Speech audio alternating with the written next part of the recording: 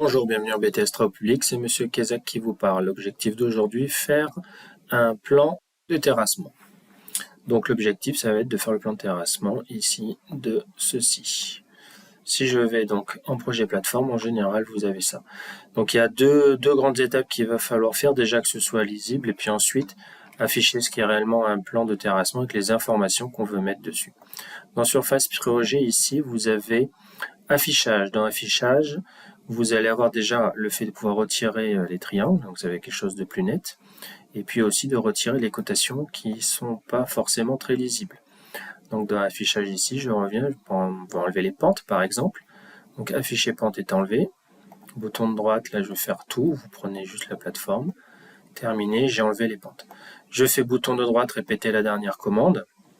Maintenant je demande d'afficher les pentes.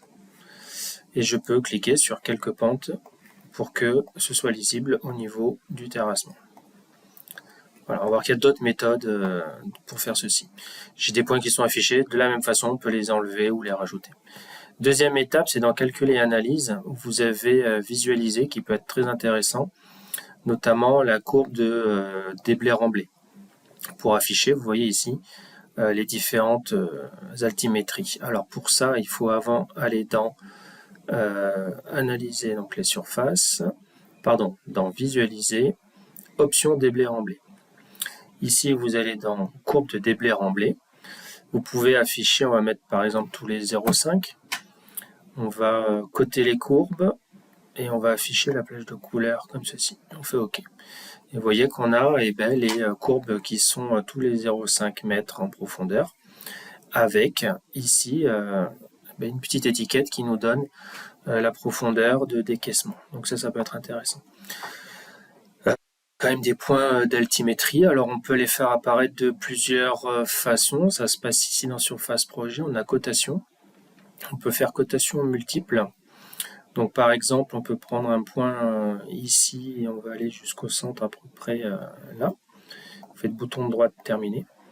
Et vous voyez que la cotation a été faite. Donc ici on a un talus 1 pour 1, puis on est à 0%. Alors 23 quarts, ça c'est un talus, mais à vous de le faire de façon concrète, puis 0 sur 1, puisque là on a quelque chose de vertical. Donc on a ça, on peut, si on a des points supplémentaires que l'on veut afficher, on va dans affichage point, on demande d'afficher l'altitude par exemple, et puis on peut mettre quelques points, on peut sélectionner des points caractéristiques, ou des points qui sont ici. On va prendre un point en pied de talus, un point en pied de talus ici et ici. Et on fait bouton de droite terminé. Vous voyez que les points sont affichés en vert pour le TN et à l'intérieur on peut rajouter comme ça tous les points que l'on veut. Si vous voulez afficher des points TN aussi, il faut aller dans terrain. Donc là les points sont affichés. Vous cliquez ici. Vous demandez, on va enlever le numéro, vous demandez que l'altimétrie. On va faire bouton de droite, tout, bouton de droite, terminé. Et cet élément, vous cliquez dessus, envoyez calque vers module, vous l'envoyez dans projet plateforme. Et si je retourne dans projet plateforme, j'ai les points du TN qui sont apparus. Donc à partir de là, alors à vous de gérer l'ensemble de ces données. Mais on a les informations d'un plan, on va dire, de terrassement. On peut rajouter d'autres choses, mais ça dépend du type de plan que vous avez. Une autre possibilité aussi que vous avez, c'est de venir ici dans Surface Projet, dans Cotation, dans Côté Point.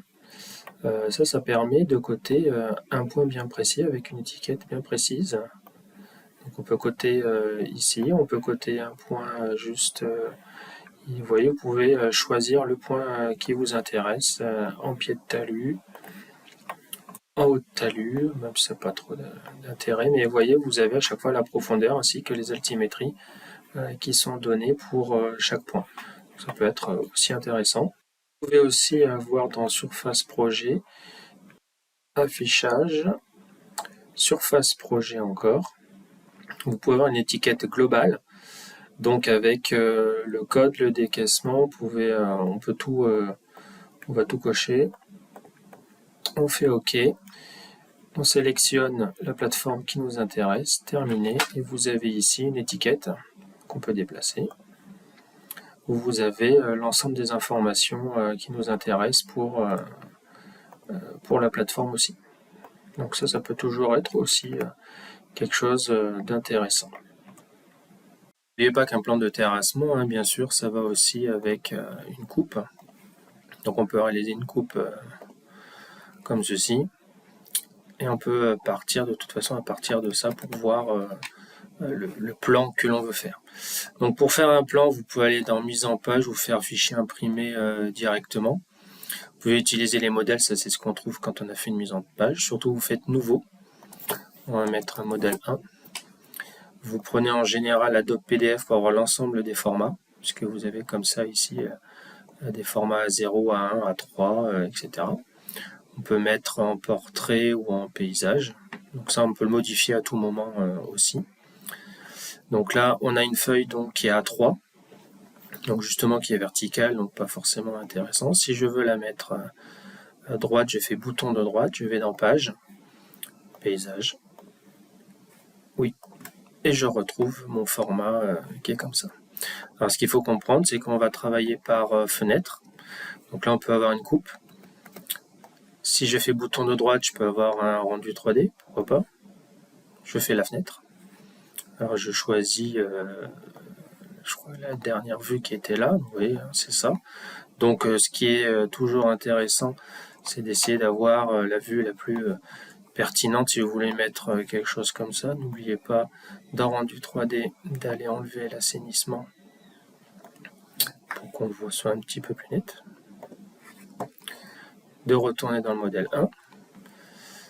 Alors on peut continuer maintenant en mettant ici donc la vue en plan. Alors on peut, pourquoi pas, on peut en mettre une ici. À vous de sélectionner ensuite si on est DAO, terrain, assainissement, plateforme. Donc on était en projet plateforme. Et donc là on retrouve la totalité du terrain. Donc quand vous êtes ici, vous double-cliquez, vous allez dans échelle.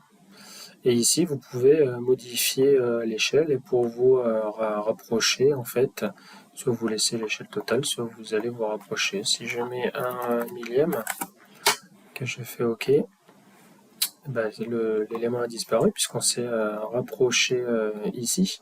Donc on va positionner ici.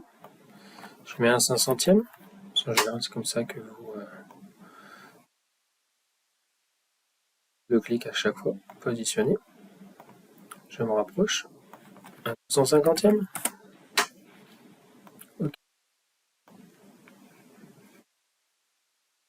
Et on se positionne.